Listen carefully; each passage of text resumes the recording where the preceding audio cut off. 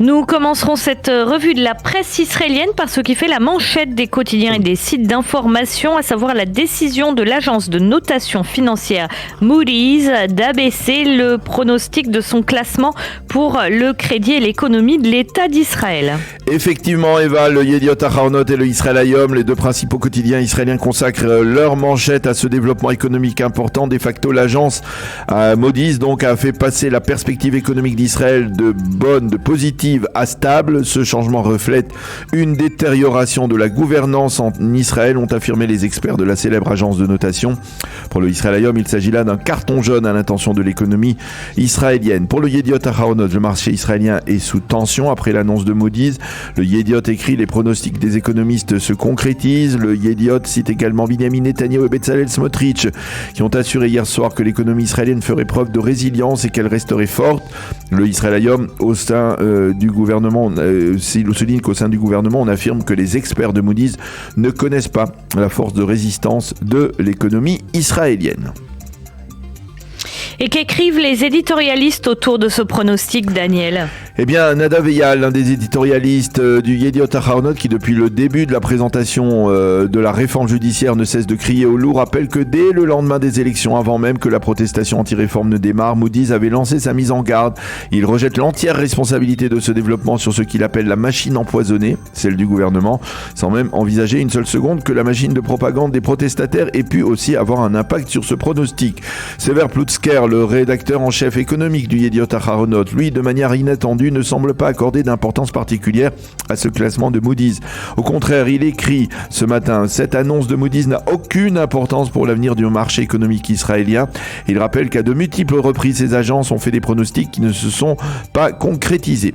Chen Herzog, un des experts israéliens en matière de notation, écrit ce matin dans son éditorial que cette décision de Moody's est une mise en garde avant que l'agence ne baisse effectivement sa notation sur le crédit d'Israël. Et Herzog écrit que le public israélien a déjà commencé à payer le prix de cette mise en garde au travers de l'affaiblissement très net du shekel de ces 2 dernières semaines. L'éditorialiste central du Haaretz rejette les déclarations de Netanyahou et de Smotrich hier soir et affirme que les pronostics des experts de Moody's sont le juste reflet de la réalité. Toujours dans le Haaretz, le prix Nobel Aaron Chachanover écrit très sérieusement ce matin qu'en Israël, la seule chose qui différencie le pays d'une dictature, c'est la liberté d'expression. Fin de citation. Et les quotidiens israéliens reviennent bien sûr sur ce 15e samedi soir de mobilisation contre la réforme du système judiciaire. Oui, avec des données que le Yediot Ahronoth affiche en première page comme 400 000 manifestants à travers tout le pays, dans 180 000 sur le seul boulevard Kaplan à Tel Aviv. Seul problème, le site N12, lui, ne parle que de, entre guillemets, 115 000 manifestants. Le Yediot, dont on connaît le parti pris contre la réforme précise, à Netanya, 40 000 personnes ont manifesté contre la réforme face à quelques centaines de manifestants favorables à cette réforme. Et en page intérieure, le Yediot nous montre d'ailleurs justement une photo des 2 manifestations et souligne qu'il n'y a pas eu de confrontation comme certains le redoutaient. Il convient tout de même de noter que les 2 premières pages du Israël Hayom qui ouvrent ce matin le Israël Hayom sont des pages entièrement de publicité achetées par une organisation favorable au dialogue entre partisans et opposants à la réforme judiciaire. On y voit sur chacune de ces 2 pages une immense photo de Benny Gantz avec un message: Gantz, vous avez le mandat d'unifier le peuple en Israël.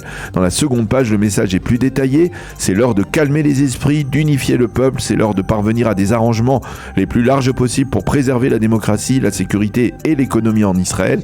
Allez dans ce sens et sauver l'État d'Israël. Et c'est signé des Israéliens en faveur de l'unité d'Israël.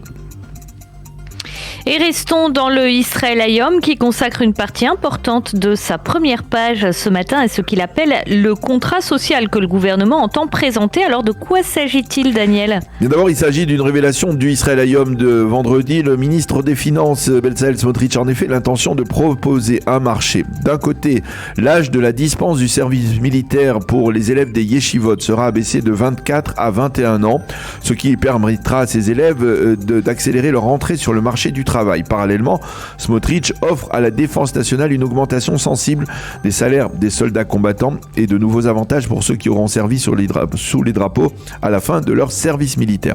Selon l'entourage de Smotrich, l'idée n'est pas de proposer une répartition du fardeau sécuritaire, mais de se diriger vers un partage plus équitable du fardeau économique.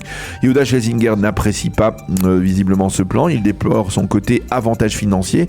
Quant à Yoav Limor, l'expert sécuritaire de Israël Hayom, il affirme que ce plan de Smotrich ne va aucunement dans le sens d'une répartition équilibrée du fardeau sécuritaire et qu'il est, je cite, discriminatoire.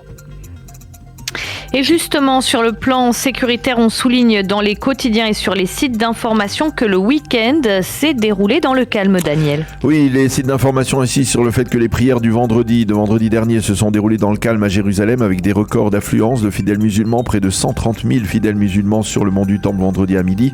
Et le Israël Hayom souligne que le calme a été maintenu également le long des frontières nord entre Israël, le Liban et la Syrie, alors que Hassan Nasrallah, le leader du Hezbollah, a prononcé vendredi un discours à l'occasion de la journée de Jérusalem et qu'il a à nouveau qualifié la société israélienne de divisée et de faible. Et puis pour terminer, dans la presse et les médias israéliens, on commence à ressentir la proximité du Yom HaShoah. Effectivement, la journée à la mémoire des 6 millions de martyrs juifs qui ont péri durant la Shoah débutera demain soir à 20h, heure israélienne, et se poursuivra mardi, mais d'ores et déjà, on peut lire que dans les quotidiens israéliens des témoignages de survivants, ce que le Yediot Aharonot qualifie de derniers survivants. Le Maariv publie dans son édition du vendredi le très émouvant témoignage de Zev Lipskin, l'oncle du célèbre journaliste Kalman Lipskin. Ce dernier a réussi à faire parler pour la première fois son oncle, qui a aujourd'hui 85 ans, et qui lui a raconté ses souvenirs de la période de la guerre alors qu'il était enfant.